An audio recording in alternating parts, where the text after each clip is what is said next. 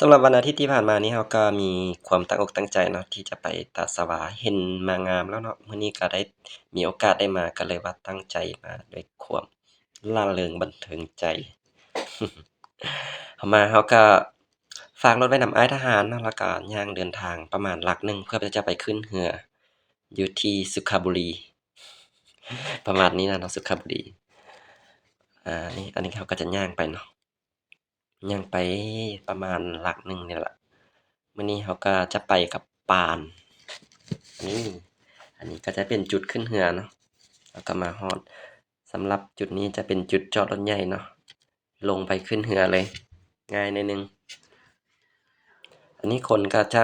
มีหลายทัวร์เนาะสำหรับการที่จะขึ้นเรือไปหมู่บ้านภูเก้านางเนาะแล้วก็ไปย่างตาดสาวาต่ออีก6กิโล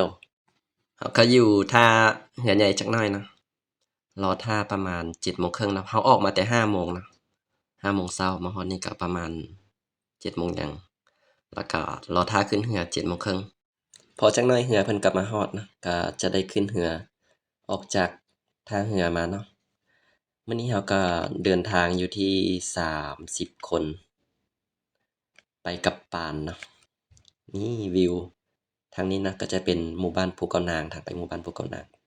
อยู่ใกล้กับผาด่างเนาะ การเดินทางของเรารู้สึกว่าหาอยู่ไสบ่ได้แบบนี้นะวิวนี่บ่อยากกระพริบตาเลยงามมีแบบฝนตกอยู่ในอ่างเป็นช่วงเป็นช่วงเนาะแล้วก็หมู่เกาะดอนเป็นแบบน้อยใหญ่นะมีจำนวนหลวงหลายเลยนี่ประทับใจอีหลีเลยมาครั้งเดียวเนาะผู้ใดบ่มาบ่ฮู้อยากให้หลายคนมาสัมผัสเบิ่งเนาะว่างดงามประการตาแท้สำหรับการเดินทาง EP นี้ของเรา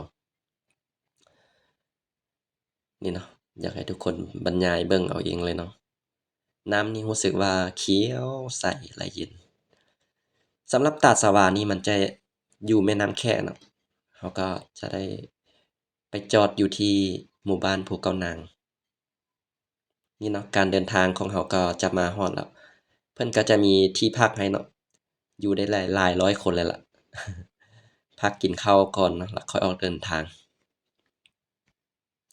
เพิ่นก็จะมีบ่อนขายอันอยู่อันกินให้เราหลายอย่างอยู่นี่นะก็บ่ได้ลำบากหยังหลายเนาะมีแต่เอาเข้ามาเล็กๆน้อยๆเนาะพอกินสวยกินนั่นหั่นล่ะส่วนรายละเอียดเพิ่นก็จะแนะนำเราแต่ต้นแล้วเนาะก่อนเราจะม่วนมานำทัวร์เพิ่นอันนี้เราก็จะขึ้นไปเทิงเนาะไปบ่อนพักปกติน้ำงืมจะขึ้นมาเทิงพี่เนาะเพิ่นว่านะอันนี้น้ำงืมแห้งหลายเราก็เลยได้ย่างขึ้น อันแบบตาฝั่งล่ะครับเอิ้นตาฝั่งผาเนาะอันนี้ก็จะเป็นผาด่างเนาะเมฆหมอกบังอยู่ย่างขึ้นมาทางเทิงเนาะก็จะประมาณนี้วิวนี่โอ้ยดีเหลือเกินเนาะไว้เจอกัน EP 2 EP นี้เราไปก่อนละบ๊ายบาย